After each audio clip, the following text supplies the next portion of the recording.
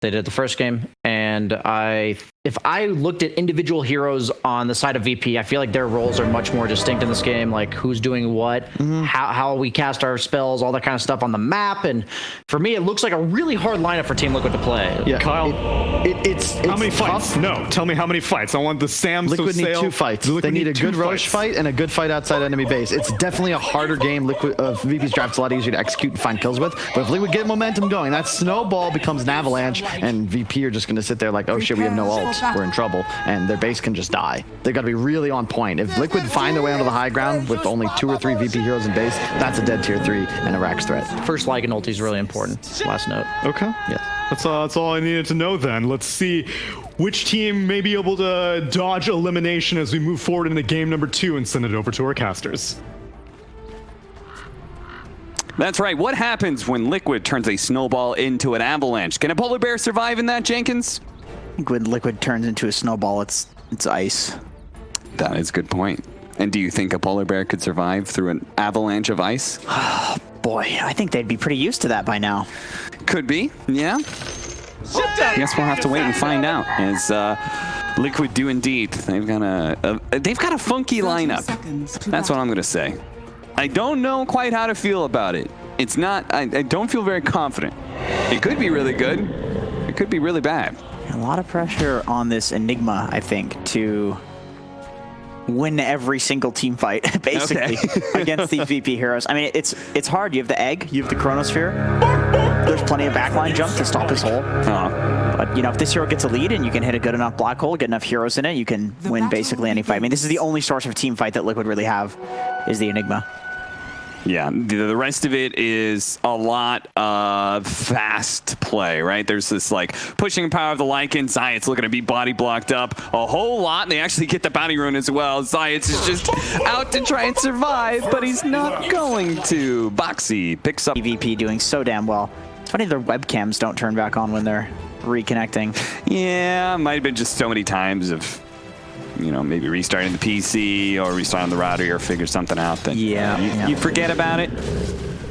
This is cool. I think this is good. Playing with the Void Spirit. Yeah. And just doing this combo kind of like OG where they have the support and then the Wisp is a core, except you're just combining the 2 supports here and zoning out this level 1 Phoenix. So Zayat, he goes for the creep pull. This is what you have to do. See, even Mickey was thinking about making a move over, see if he can try and help catch Zayats here. The Remnant does manage to pull him back in. Zayats, Insania, trying to get in front of him a little bit. He's going to go for the kickback. He's only pulling half of the creep wave here, so this is not too bad. And it's for Liquid, it's going to be even better for Liquid if they can actually get this kill. It's going to be up to Boxy, though. Zayats, is he actually just suiciding right now? I thought he was maybe going to suicide to the tier 2. No, he's going to cut up, but that's where the Aether Remnant is going to catch him again. And this early tri-lane is beginning to pay off. It did give Resolution I was going to say, to get level 2, though. I feel like this is great for VP. This puts Resolution solo against a Mickey Tiny. Like that, Phoenix is fine with that. You're just sitting there and getting XP against a tri-lane. That's not supposed to happen. But Liquid has to chase the Earth Spirit, otherwise he cuts that wave. I think that's an amazing play from VP there, just to do that and waste so much time. If he dies immediately, it's different, but... Yeah, the way he pulled the creep wave, some of those creeps back now just means a big wave is going to be pushing into the Phoenix again, and they're just going to get some levels. And here's a bit smiley from Resolution. And Phoenix got level 2 because he only pulled half. I was sitting there thinking, why the heck is he pulling half the wave? Because Phoenix probably got denied on the first wave because of the tri-lane.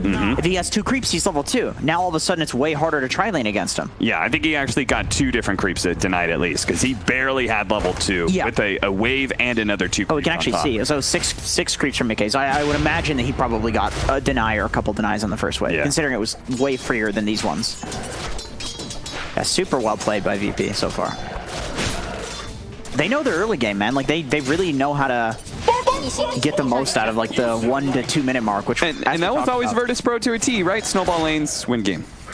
Yeah, that is literally that's what they did when they were in their prime with most of this same roster. You know? Yeah, so I have to wonder if that's something about the leadership of Solo, that he tries to really focus on those things, hammer them home, or if he's the one perhaps bringing them to light.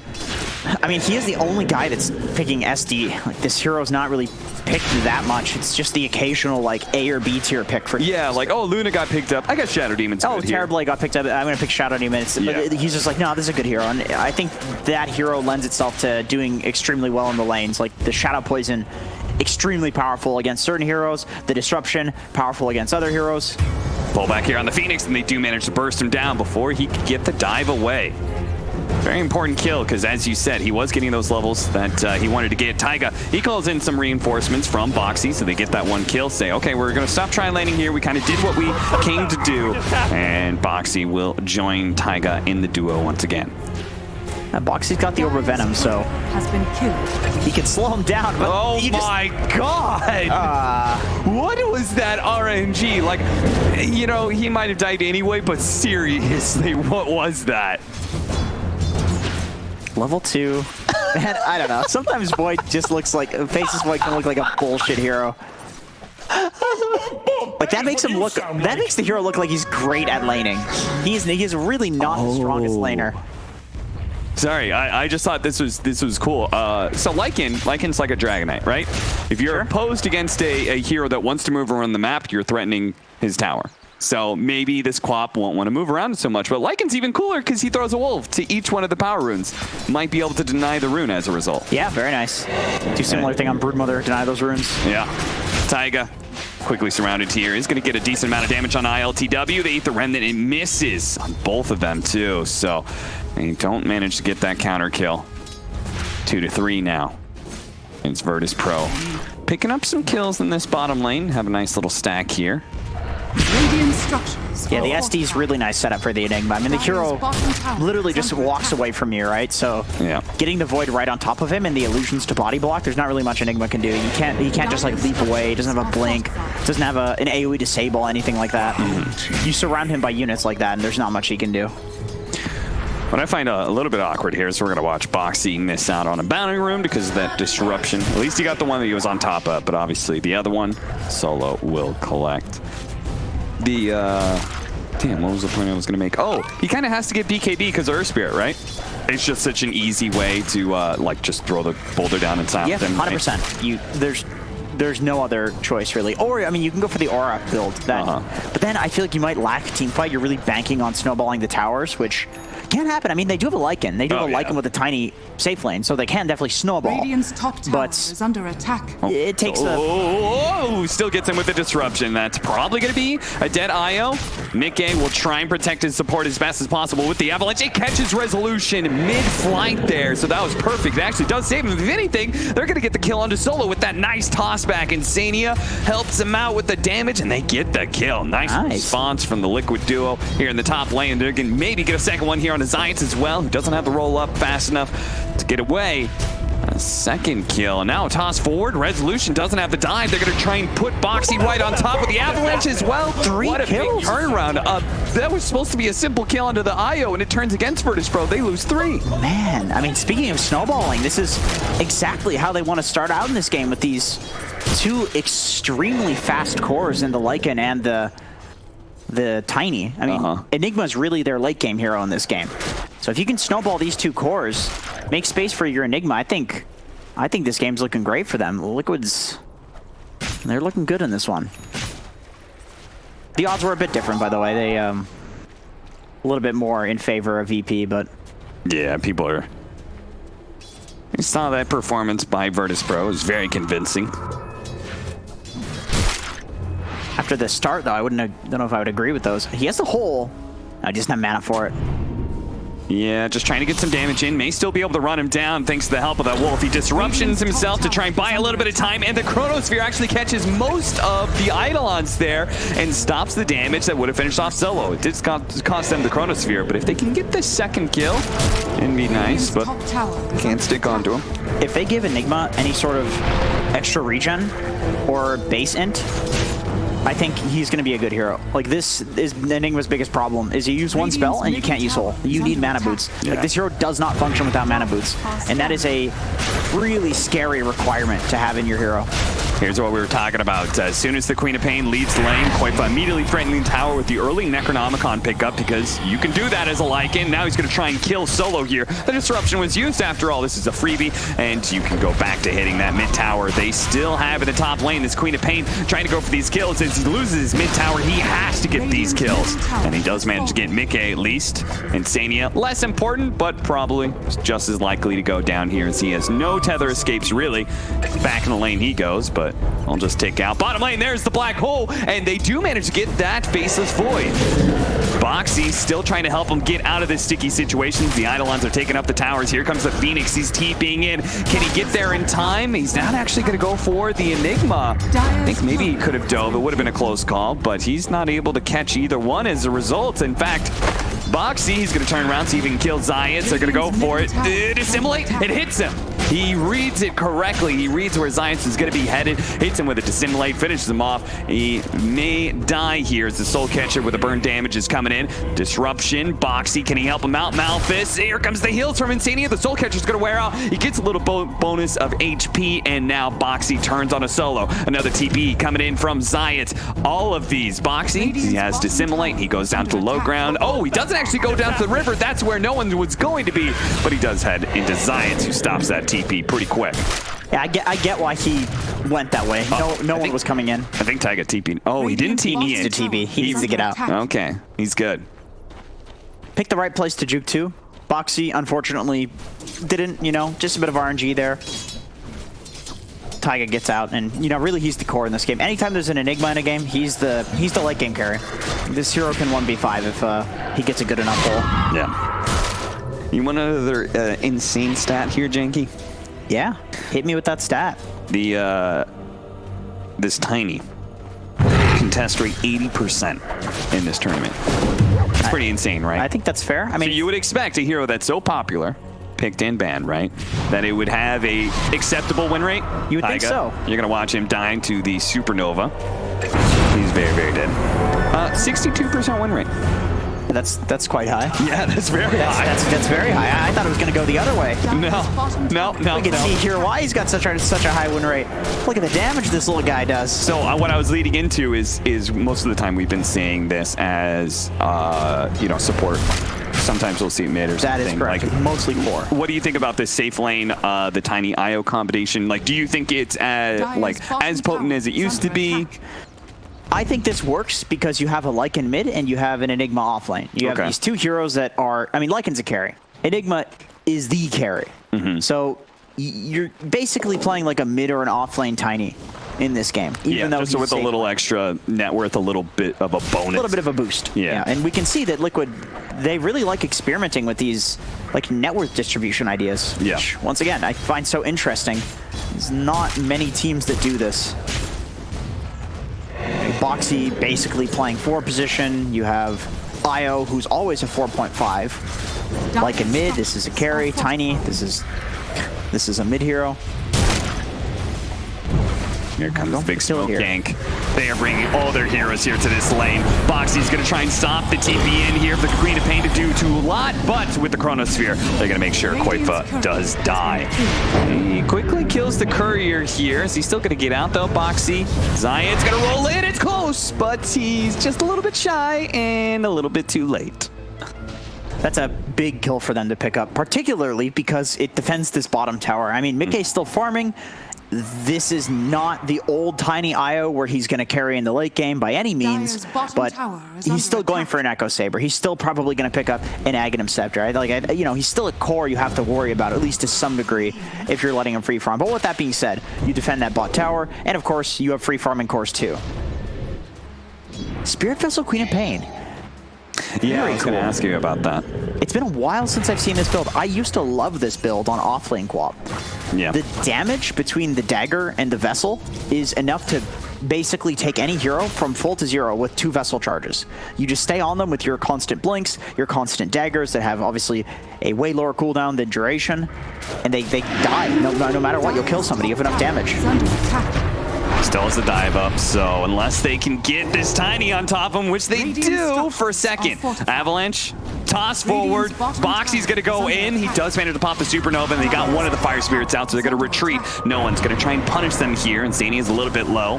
They do still have that Sonic Wave, so if no one positions himself accordingly, toss back, though, into Taiga, into the black hole. There's a Resolution, trying to lay the damage out to get some sort of counter kill, but he has to skedaddle. He has to jump away. Insania does get burned out, it looks like, from the dagger, and Boxy, he goes down to Zayat, so they actually get a decent response from Virtus Pro, even though we just watched the Queen of Pain die.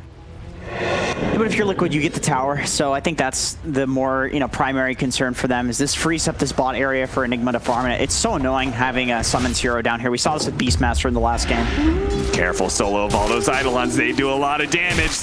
He's going to go for the TP out, and he will just make it. Solo, let's see if he survives through the Eidolons. He will not survive to Boxy. That is the real killer right there. Now they're going to relocate in.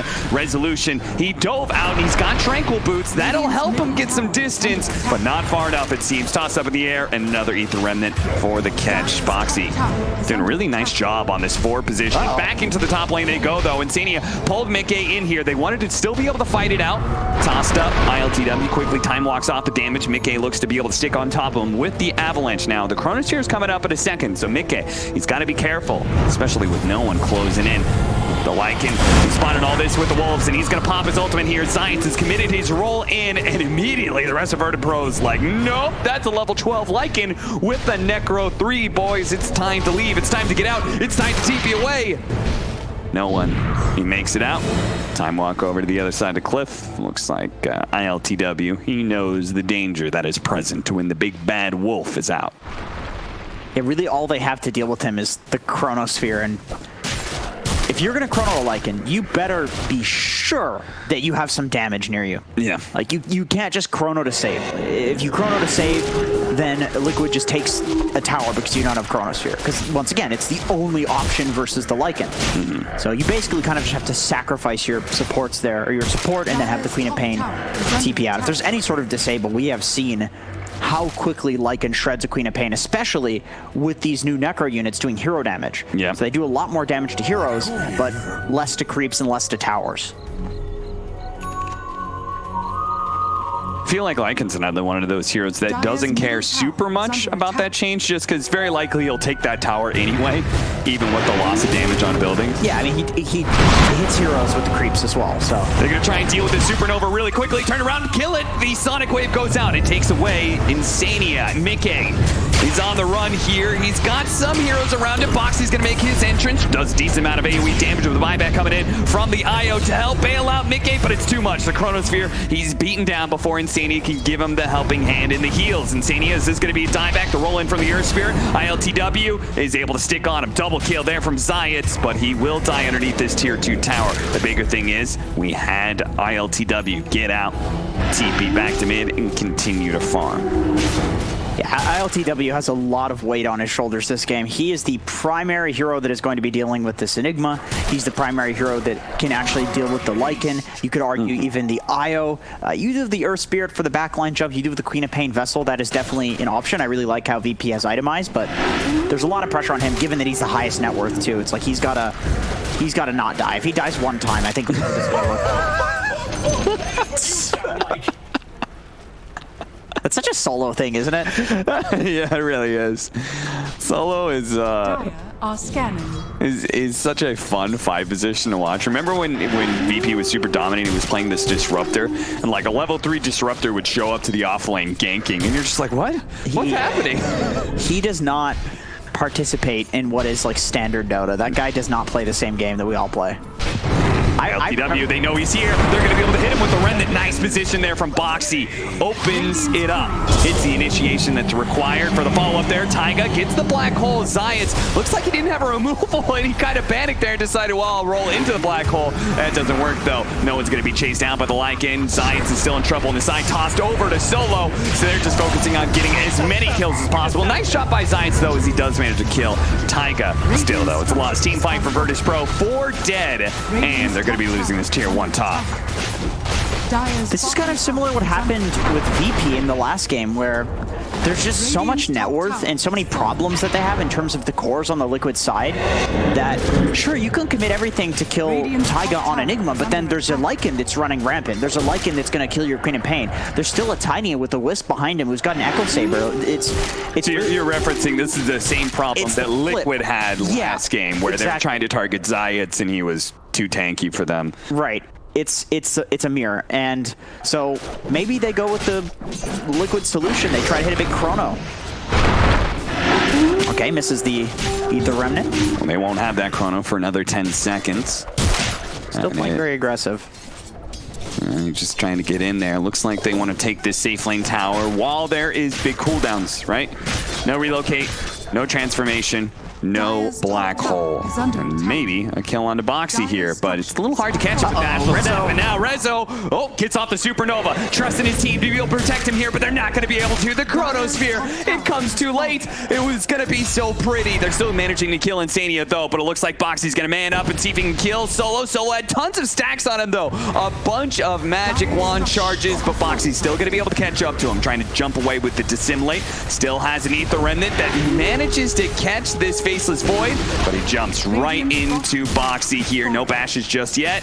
Boxy, Astral Step. He's got another Ether Remnant. He's got his Mule Scepter. He can Mule Up the Void. Astral Step in another 2 seconds, and yeah, they're going to give up on this Jace. They can't catch him. Boxy. That was some big boy play right there. Nice juke. Those were very nice jukes. Somebody should clip that. That was very nice. I'm really impressed how he keeps on hitting these Ether Remnants right next to creeps. Yeah, no, he's like, he's putting them at really interesting angles. Yeah. Like he's clearly very practiced on this Void Spirit here. Like, Boxy's got to be a Void spammer. Which is funny, because you see him playing so much Puck. You'd think it's the only hero he can play, but he's destroying this game. Mickey finds Solo here. And with that kind of pick off, they're going to feel good maybe about going for one of these tier 2s nice and early. Kill onto no one, and yeah, this is free whatever you want. You want to take the tier 2? You want to go for Roshan? The world is your oyster right now if you're Liquid. 11,000 net worth lead as we hit the 20-minute marker. And you know that this game, they have so much tower push. We've seen games where teams take this snowball advantage and then they don't have a way of actually taking advantage of it with towers, but... You've got 3 pushing cores on the side of Liquid, so they certainly don't have that problem. They built up a net worth lead, and they're going to take a tier 3 super early. Pull back onto Solo, he's dead again. Boxy, he's just an executioner in the server right now. He gets in there, chops the heads off of any support he finds, and gets out nice and clean. Mickey, slowed down here. They managed to take down this melee barracks. They have to relocate up, so if he's really in trouble, Insania can bail him out. And Virtus Pro, they're going to have to watch as Liquid walk away with that, the remnants of the melee barracks still crumbled next to them. Yeah, this was so nice. Yeah, look at that. That remnant alone, yeah, okay, so we're just gonna show the remnant alone is like an amazing play. Yeah. So many creeps chasing you, which arguably, like, you want that to be happening in that situation, because it makes it hard to keep chasing, because they get in your way, they body block you, right? Yep. So as long as he can hit that remnant and high skill it, the creeps, you'd prefer them to be there. If he didn't hit that remnant, the creeps get killed. Yeah. What a pick up here on the Queen of Pain. This early Yule Scepter from Boxy doing some work here. The Aghanim Scepter. Oh, it almost got him. The Wolves. The Wolves. They're going to track down no one. They managed to get the kill while the relocate happens around the Supernova. And Taiga, he sees his opportunity. He hits the 2-man black hole. They've caught the void. And now Virtus Pro, they're out. Jesus. That happened in a hurry. All of a sudden, Liquid have tied up this series. We started off this game too, Jenkins, asking ourselves if Virtus Pro were just going to continue the train that happened in